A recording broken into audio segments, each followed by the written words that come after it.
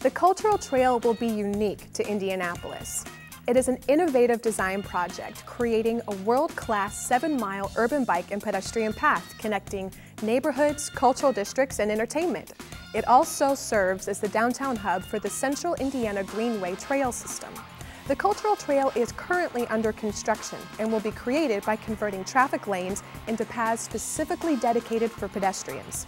Some people will hit the trail for an hour or two of urban adventure. Others will travel it daily, to and from work, always experiencing something new along the way. The journey is up to you. Let's get on the trail, start riding, start walking, and spontaneously have wonderful experiences. Do we want to stop at a brew pub? Do we want to stop for lunch? Do we want to stop at the Idol of Jordan Museum? That's all doing the Cultural Trail. Hi, my name's David Taylor. I live and work in downtown Indianapolis. I rent a condo in the wholesale district, and the wholesale district is the hub of downtown. It's the center for business and shopping and entertainment. This trail, this brick walking path with the running and biking lanes that define it, is much more than just a big sidewalk. It's a gateway to the city itself. For example, I use it to get to and from work every day. I come out here to enjoy my lunch breaks, I ride my bike on it, I walk on it to go shopping. And I use it as a shortcut to get to baseball games on the weekends. It's great because I don't have to worry about parking. Whether I'm going to or coming from the game, I've got plenty of places to stop and get a bite to eat, have a beer with some friends, or just hang out. The idea was to provide connectivity to our cultural districts. The idea that you could be in the wholesale district and go to a show at the Indiana Repertory Theater and then just using the Cultural Trail end up in Massachusetts Avenue or down in the Fountain Square Cultural District and have a beautiful dinner and a couple of drinks and this sort of thing. So providing a way for people to really connect into these cultural districts easily. We just went to the zoo. And that looks like a good spot for a picnic there by the canal. Such a beautiful place and right in the middle of downtown. Yeah, can you believe it? Tigers in the middle of downtown. Well, yeah. And what else? Let's see. The NCAA Hall of Champions. I like that one. Oh, boats. We took a boat once. Yep, the boat rentals and the museum and the IMAX. Oh, the IMAX. That was my favorite. Really? I thought the baseball game was your favorite. Well, that too. We found ourselves here by taking the Cultural Trail, and now we come back here as often as we can. It's neat to have the whole city as our backyard, our playground, and the Cultural Trail connects everything we like to do. The trail, besides being an interesting place and a facility that really connects all the different cultural features of our city, really will become kind of a landmark of 21st century urban design. It's something that no other city has done before. Indianapolis is really the first to do what we're proposing to do. We'll be transforming blocks of our city streetscape that right now may simply be a simple sidewalk out in front of some nice buildings. Well, we will actually be making little miniature sort of linear parks all along those blocks. I'm so excited about tonight's show. Oh, sounds fantastic. By the way, what is it? Honey, it's the Louis Satchmo Armstrong story, and it's at the Madam Walker Theater. I've loved that place for as long as I can remember. And we love it here. Our home of 45 years is just around the corner. Our church is just down the street. This neighborhood is a special community. And a wonderful place to live. It's certainly a great place to take a walk on a summer's evening.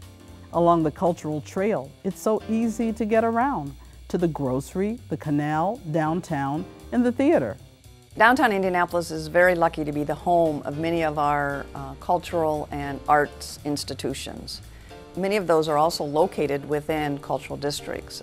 So it really is a wonderful way to bring it together and make it easy for people to explore all of our cultural amenities. Public art is important in general, not just in this project, and I think public art can provide a sense of identity and a sense of place. You can, ask artists to produce work in your city that is really about a city's history or a city's contemporary context, and it can really make a place unique.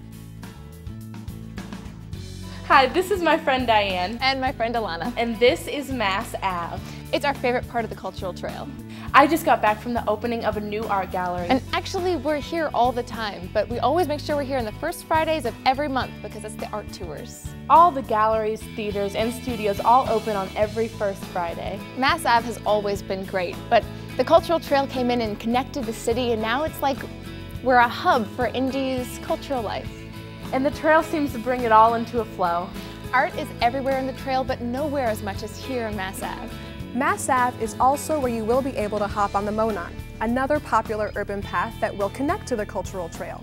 Follow that north, and that's where you'll find Broderpool, another Indy cultural district with exciting nightlife, plenty of shops, and of course, more art. Currently, our Greenway system connects at a lot of different points in Indianapolis. What's great about the Cultural Trail is that it will provide a wonderful opportunity for several trails to connect to downtown Indianapolis via the Monon, via the White River Greenway, or the Central Canal Towpath. The Cultural Trail is going to send a message to residents and visitors of this community that we are a community that cares about recreation, health, transportation options, and economic vitality. Hello. I'm just headed back home from downtown, right down Virginia Avenue on the Cultural Trail. This is Fountain Square. It's so easy to connect to downtown now that the trail is here. This is where a lot of creative young professionals are moving in and finding their first-time homes. This cultural district is sort of retro. There's duckpin bowling by an old renovated theater. And if you don't know what duckpin bowling is, you should definitely check it out. Here in Fountain Square, I live and work at the Wheeler Studios. It's one of the largest residential artist studios in the country. You should come over and see my art sometime. I think the trail will cause people to not just look at the city from a car or out of their homes or something. I do think the trail is going to invite people to get out of those places, be in the public realm, and actually experience and live in this city in a much more communal and hopefully a much more meaningful way. It's big enough that you can have multiple experiences, that you could do it dozens of different times in dozens of different ways. Well, the Cultural Trail will give people, both our own residents and our out-of-town visitors, not only a way to know about Indianapolis, but more importantly, a way to experience Indianapolis. Indianapolis is my home. And the city is my backyard. The community is our family. The Cultural Trail is the connector and our way of coming together.